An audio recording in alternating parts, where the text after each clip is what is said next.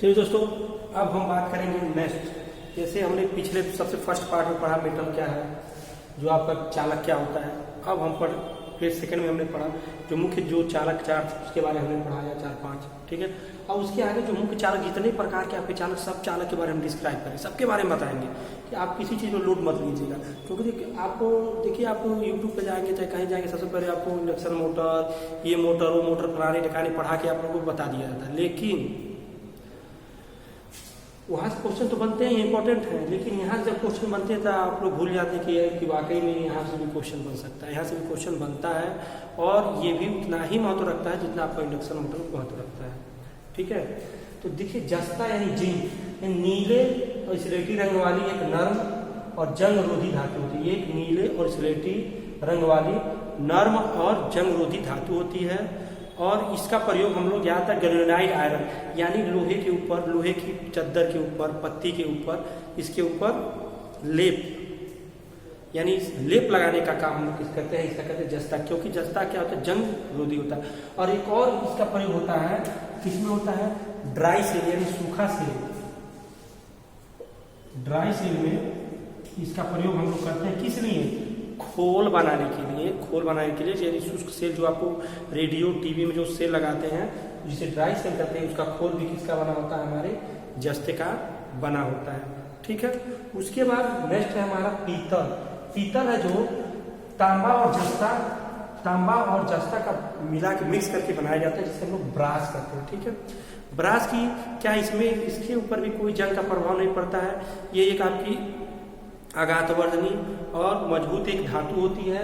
और इसका हम ज़्यादातर सबसे ज़्यादा क्या बनाते हैं, कॉन्टैक्टर बनाते हैं। प्लग स्विच, सस्ते प्लग स्विच जो बने होते हैं, आप देखते हो पीले रंग का होता है, वो किसका बना होता है, सबके सब ब्रास का बना होता है, ठीक है।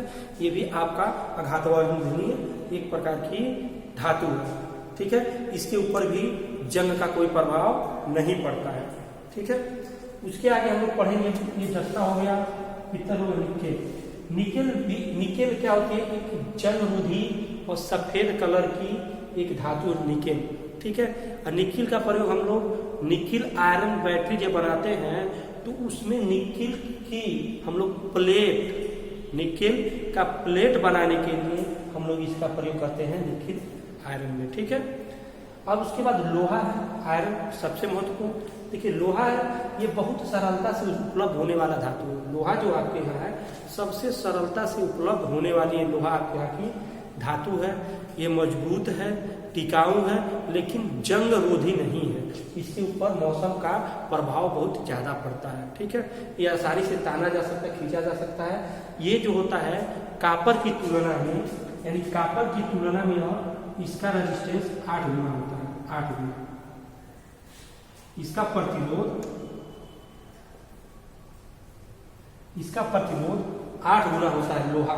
जो ये लोहा का जो प्रतिरोध होता है कापर की तुलना में 8 गुना प्रतिरोध होता है। यानी कहने का मतलब ये होगा, अगर कापर की चालकता अगर 1 है तो लोहे की चालकता 1/8 है, ठीक है। इस तरह आप डिफाइन कर सकते हैं, ठीक है। ये आपका लोहा होता है। लोहे के बारे में आपको समझ में आ गया होगा। लोहे का प्रयोग कहाँ होता है, इसका प्रयोग हम लोग करते हैं लोहे का टेलीफोन वायर्स में। टेलीफोन वायर में हम लोग इसका प्रयोग करते हैं लोहे का। फिर आप अर्थिंग के लिए इसका प्रयोग कर सकते हैं, ठीक है। फिर गार्ड वायर के लिए इसका हम लोग प्रयोग करते हैं। फिर स्टे वायर बनाते हैं, उसमें प्रयोग करते हैं, ठीक है। लोहा और स्टील में सबका प्रयोग हम लोग करते हैं, समझ में आ गया। अब उसके बाद आगे है टीन। जो आपका टीन होता है, ठीक है। टीन आपका कहने का मतलब ये है कि टीन जो बना होता है आपका एक नर्म धातु है। टीन जो होता है आपका एक नर्म धातु है। और ये जो धातु होती है टीन की, इसका प्रयोग हम लोग सोल्डिंग के लिए ज़्यादातर करते हैं। इसके ऊपर जंग का कोई प्रभाव नहीं पड़ता है। ज़्यादातर इसका प्रयोग हम लोग फ्यूज वायर बनाने में करते हैं और सोल्डिंग करने में करते हैं, ठीक है। आगे की जो धातु है, जैसे टीन के बाद आता है जर्मन सिल्वर, मिटाते हैं, ठीक है। थोड़ा सा लिख लेते हैं,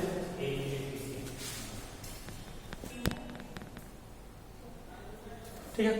तब जर्मन सिल्वर के बारे में बात करें। देखिए, कब ये क्वेश्चन आप कहेंगे जर्मन सिल्वर का मतलब चांदी, लेकिन वाकई बताया जाए जर्मन सिल्वर में 1% चांदी नहीं होता, 1% सिल्वर नहीं होता है। ठीक है, ये 60% तांबा और 15% निकल, 25% जस्ता से मिला के बनाई गई धातु होती है, मिश्र धातु है। ठीक है, इसका प्रयोग यहाँ पीतल का प्रयोग होता है, उसके जगह पे हम लोग जर्मन सिल्वर का प्रयोग करते हैं। ठीक है, अब क्या है, ये भी इलेक्ट्रॉनिक कॉन्टैक्ट बनाने में काम आता है, कॉन्टैक्ट्स बनाने में काम आता है। अब आता है शीशा, एक शीशा होता है, वो शीशा मत, ग्लास को मत समझिए, शीशा यानी लेड, LED लेड, यह एक स्लेटी रंग का होता है जो आपका लेड एसिड बैटरी बना होता है। देखोगे कि नर्म और भारी एक धातु है और ये इसके ऊपर जंग नहीं लगता है, इसीलिए आपने कई प्रकार के वायर्स का नाम सुना होगा, लेड एसिड से सुने हैं ना, लेड एसिड से ये आपकी बैटरी बनी होती है। यहाँ तक कि लेड का कवर चढ़ा हुआ वायर्स भी होता है जहाँ पे हमेशा नमी रहते हैं, तो क्या होता है, ये जंग रोधी होता है, नमी रोधी होता है, तो क्या होता है, लेड होता है, जैसे शीशा। फिर आता है मैग्नीन है 84 तांबा, 12 मैग्नीज और 4% निकल मिलाया जाता है। मैग्नीन का प्रयोग हम लोग करते हैं कॉन्टैक्ट बनाने के लिए, जैसे कॉन्टैक्ट यानी कहने मतलब संपर्क बिंदु बनाने के लिए, संयोजन बिंदु बनाने के लिए हम लोग मैग्नीन का प्रयोग करते हैं। ठीक है, अब क्या है, यूरेका में 40% निकल और 60% तांबा होता है। इसका प्रयोग कहाँ होता है, ये भी है, इसके देखिए यहाँ से और यहाँ, इनका और इसको छोड़ दो।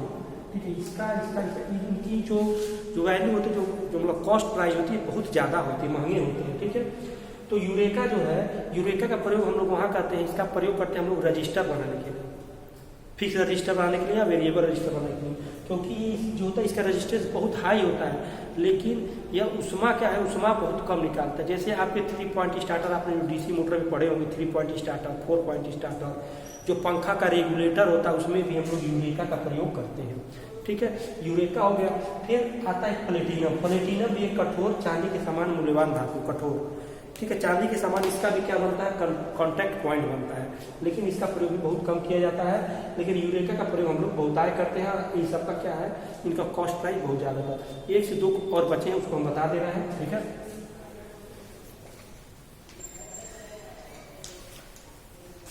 1 से 2 धातु में बची हैं। अब आता है पारा। देखिए ये लिक्विड के रूप में रहती है, द्रव के रूप में रहता है पारा। इसका प्रयोग हम लोग टेम्परेचर मापने के लिए करते हैं। ठीक है, पारे का प्रयोग हम लोग टेम्परेचर मापने के लिए हम सिर्फ थर्मामीटर में प्रयोग करते हैं। और इलेक्ट्रिकल में कहाँ होता है भाई, तो आपके पार्टनर इलेक्ट्रिकल का प्रयोग होता है वेपर लैंप में, इसका प्रयोग हम लोग पारे का प्रयोग करते हैं वेपर लैंप में। ठीक है, मरकरी वेपर लैंप का आप नाम सुने होंगे। ठीक है, उसके बाद आपका होता है निक्रोम।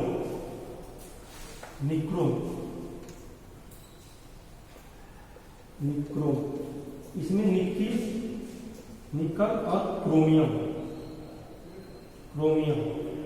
निकेल और क्रोमियम से मिलकर आपका बना होता है नाइक्रोम। ठीक है, जिसमें आपका ये 80 रहेगा, ये आपका 20 रहेगा। ठीक है, इसका प्रयोग हम लोग कहाँ करते हैं, नाइक्रोम का प्रयोग हम लोग विद्युत हीटर के एलिमेंट बनाने में, इस्त्री के एलिमेंट बनाने में, मतलब जो भी जहाँ भी गर्म करने की जरूरत होती है वहाँ पे हम लोग निकेल का या निक्रोम का प्रयोग करते हैं। ठीक है, नाइक्रोम वायर का प्रयोग करते हैं जहाँ भी हमें हीट की जरूरत होती है।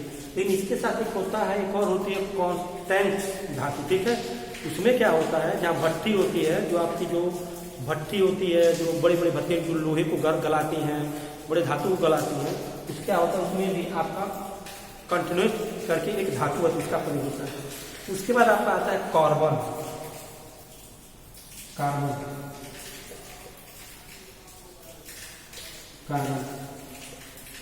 कार्बन एक आपका नर प्रकार के धातु है। ये अधात्विक पदार्थ है कार्बन। ये अधात्विक है, कार्बन कोई धात्विक नहीं है, ये अधात्विक पदार्थ है। इसका विशिष्ट प्रतिरोध भी क्या होता है, बहुत अधिक होता है। इसका प्रयोग हम लोग, ये नर्म होता है, इसलिए इसका प्रयोग किसके लिए करते हैं, हम लोग ब्रशेस के रूप में प्रयोग करते हैं। जैसे आपका सेगमेंट इसका मोटर का ब्रश बनाना है, DC मोटर का ब्रश, जनरेटर का ब्रश में हम लोग इसका प्रयोग करते हैं कार्बन का। ठीक है, और जो हम बता रहे थे आपको, एक आती है धातु की है केंथाल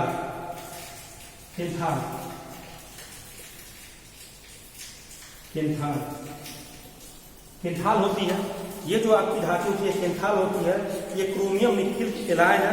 ठीक है, इसके भी विभिन्न इसका प्रयोग हम लोग करते हैं भट्टी जो होती है ना, भट्टी, बड़े बड़े केंथाल का प्रयोग होता है भट्टियों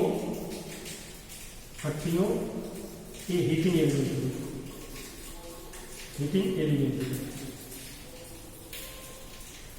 बड़ी बड़ी भट्टियाँ जो होती है वहाँ पे केंथाल का प्रयोग होता है, लेकिन आप आज तक यही पढ़ते आए होंगे मित्रों, लेकिन केंथाल का प्रयोग किया जाता है। ठीक है, यहाँ तक आपको समझ में आ गया केंथाल। ठीक है, एक होता है प्लेटिनाइड, उसका भी प्रयोग किया जाता है, लेकिन आज के लिए बस आपका इतना, जितने प्रकार की जो हमने आपको पढ़ा दिया है, इससे बाहर आपको क्वेश्चन एक भी बन नहीं सकता है। ठीक है, और इस पर 2 बार वीडियो को देखेंगे पक्का आपको याद हो जाएगा।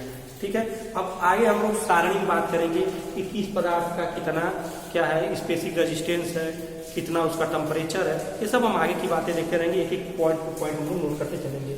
ठीक है, लोड लेने की जरूरत नहीं है और कुछ